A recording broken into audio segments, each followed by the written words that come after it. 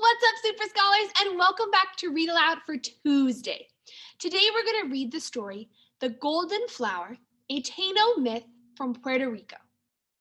So let's go ahead and read The Golden Flower by Nina Jafe and illustrated by Enrique O. Sanchez.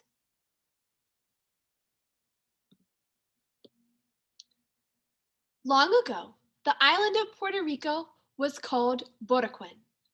This was the name given to it by the first people who lived there, the Taino. From time to time, the families in a Taino village would stop their work and gather together for a celebration called an arito. All through the night, they would dance and sing.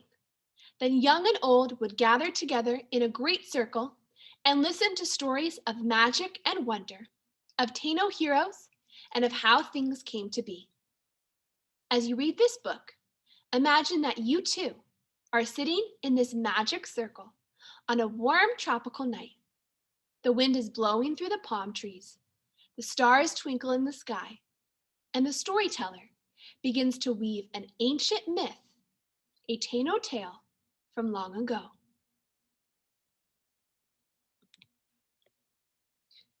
In the beginning of the world, there was no water anywhere on earth.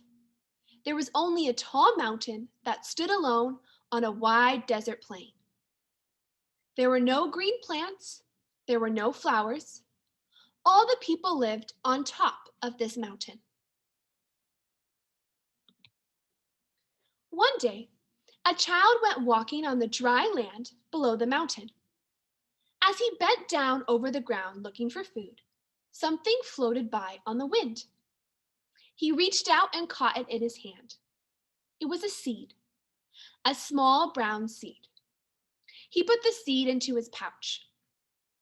The next day, he went walking and again found something as it floated by on the wind. It was another seed.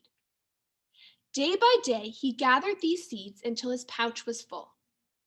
It could not hold any more. And the child said to himself, I will plant these seeds at the top of our mountain.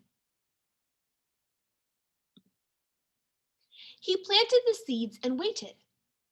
One morning, a tiny green leaf appeared. The child watched. From under the ground, a forest began to grow high on top of the mountain. All the people came to see. It was a forest of many colored flowers, a magic garden of green leaves and thick branches. The child was happy.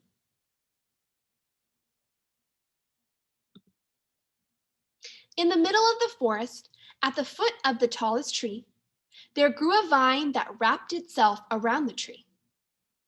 And from that vine, there grew a flower more beautiful than all the rest. A bright flower with golden petals.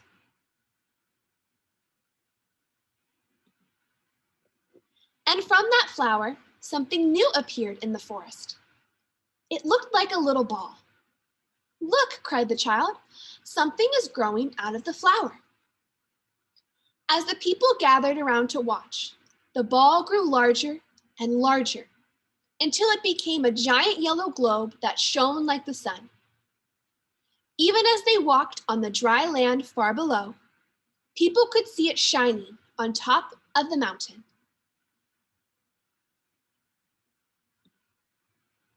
One woman said, if you put your ear next to the ball, you can hear strange noises coming from inside.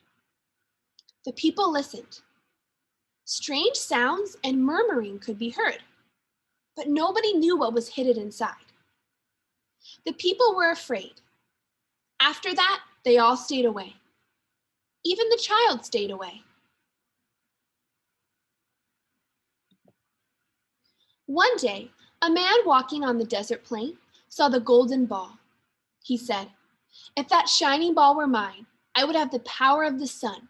I could light up the sky or make darkness fall. And he ran toward it, climbing up the rocky mountainside. On the other side of the mountain, another man saw the shining globe, and he also said, I want that thing for myself. It will give me great powers. He too began to run.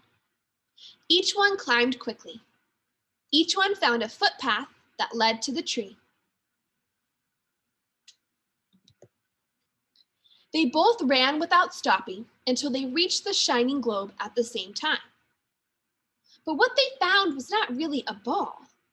It was the fruit of a golden flower, a calabaza, a pumpkin. The two men began to fight and argue. "It's mine," said one. "No, it is mine," said the other. Each man grabbed the pumpkin.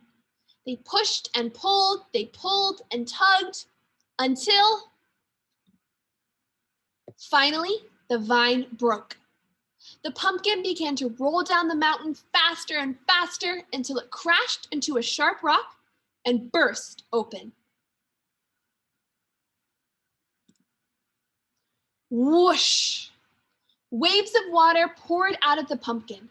The water bubbled and foamed. The waves began to cover the earth, flooding the desert plain, rising higher and higher. For it was the sea that had been hidden inside the pumpkin. Out came the creatures: whales, dolphins, crabs, and sunfish. All the people ran to the top of the mountain to hide in the forest of green leaves. "Will the whole earth be covered?" they cried. Higher and higher, the waters kept rising up the sides of the mountain. But when the water reached the edge of the magic forest the little boy had planted, it stopped. The people peeked out from behind the leaves. And what did they see? Small streams running through the trees, a beach of golden sand, and the wide open ocean sparkling all around them. Now the people could drink from the cool streams and splash in the rippling waves. Now they could gather fish from the flowing tides and plant their crops. The child laughed and sang as the sun shone down and breezes blew through the green leaves and rustled the many-colored flowers. Water had come to earth. And that is how the Taino say, between the sun and the sparkling blue sea, their island home, Boroquen, came to be.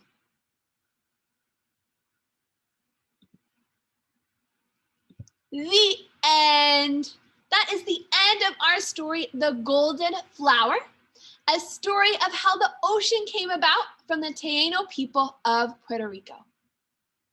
So thank you so much for joining us for this magical story today. So as our read aloud comes to an end, you know to shake it out, move your body, so we can get right back to our awesome work.